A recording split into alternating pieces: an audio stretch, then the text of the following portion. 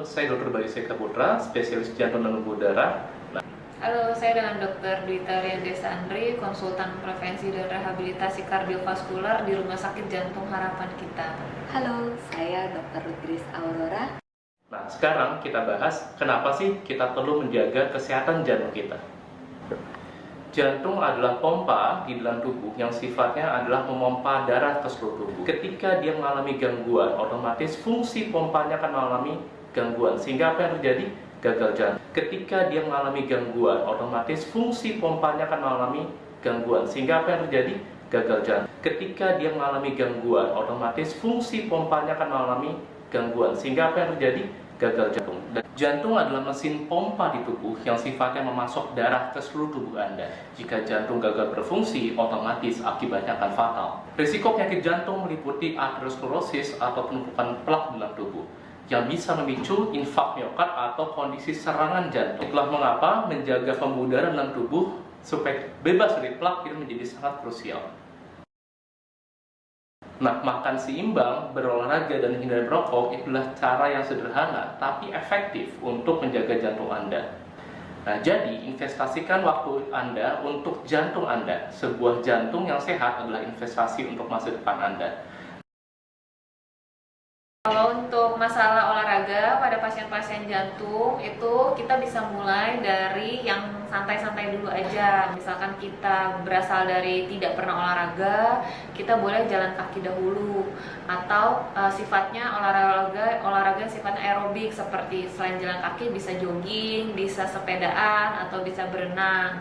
Dengan target kurang lebih 20-30 menit, kita harus kurang lebih minimal 3-5 kali seminggu supaya ada repetisi dan bisa meningkatkan kebugaran jantung. Kalau untuk bicara pola makan, kita kembali lagi kepada faktor resiko dari jantungnya itu tersendiri. Misalkan, kalau misalkan pasiennya ada darah tinggi, bapak ibu ada darah tinggi, maka kurangilah makanan-makanan yang mengandung garam terlalu banyak. Jadi hindarin makanan-makanan yang terlalu asin.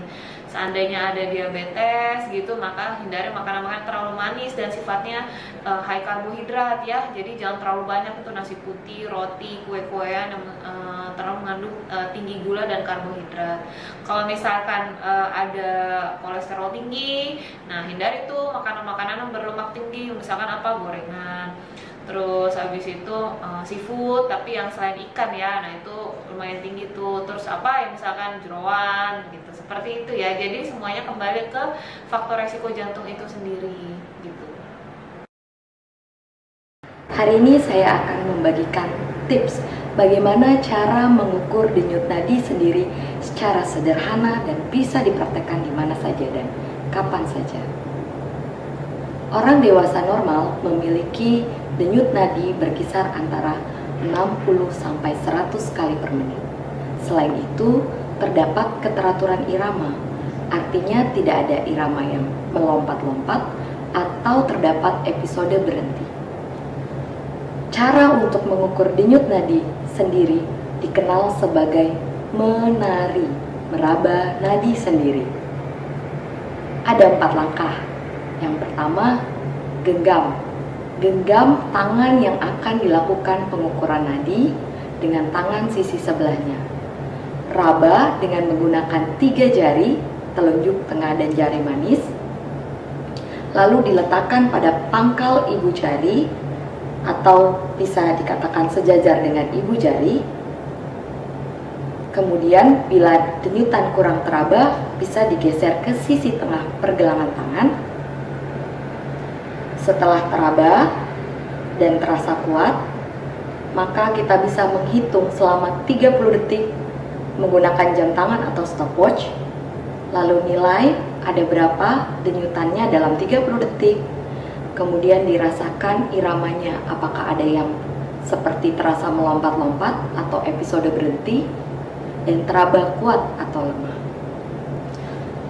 Apabila dalam 30 detik terdapat jumlah nadi di bawah 30 kali atau di atas 50 kali, atau selama perhitungan terasa nadinya cenderung melompat-lompat atau terdapat episode berhenti, maka segera teman-teman bisa periksakan ke dokter yang terdekat.